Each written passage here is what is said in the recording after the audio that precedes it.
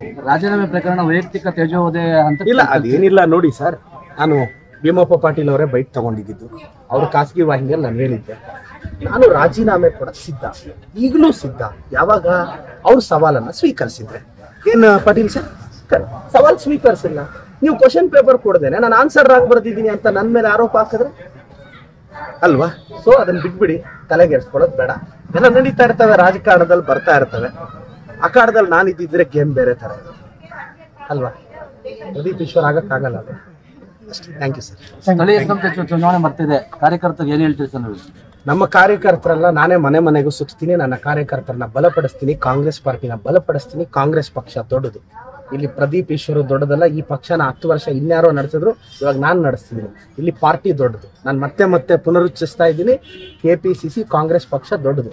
ನಾನು ಕಾಂಗ್ರೆಸ್ ಪಕ್ಷಕ್ಕೆ ಟಿಕೆಟ್ಗೋಸ್ಕರ ಅಲ್ಲ, ಒಂದು ಐಡಿಯಾಲಜಿ ಇಟ್ಕೊಂಡು ಬಂದವನು.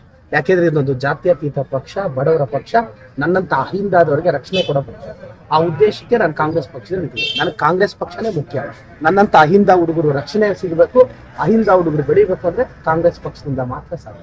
ಗ್ಯಾರಂಟಿ ಅಂತ ಯೋಜನೆಗಳು ಕೊಟ್ಟರು ಮತದಾರರು ಯಾಕೆ ಕೈ ಹಿಡಿಯಿಲ್ಲ? ಇಲ್ಲ ಸರ್, ಅದು ನಾವು ಗ್ಯಾರಂಟಿಗಳನ್ನ ನಾವು ಆ ಚುನಾವಣೆಗೆ ಮಾತು ಕೊಟ್ಟಿದ್ವಿ. ಈ ಚುನಾವಣೆಗೆ ಮತ ಹಾಕಿ ಅಂತ ನಾವು ಗ್ಯಾರಂಟಿ ಕೊಟ್ಟಿದ್ವಿ. ಗ್ಯಾರಂಟಿಗಳನ್ನ ಯಾವುದೇ ಕಾರಣಕ್ಕೆ ನಮ್ಮ ಸರ್ಕಾರ ನನಗೆ ಭರವಸೆ ಇದೆ, ನಿಲ್ಸಲ್ಲ. ಬಡವ್ರ ಪರವಾಗಿ ನಾವಿರ್ತೀವಿ.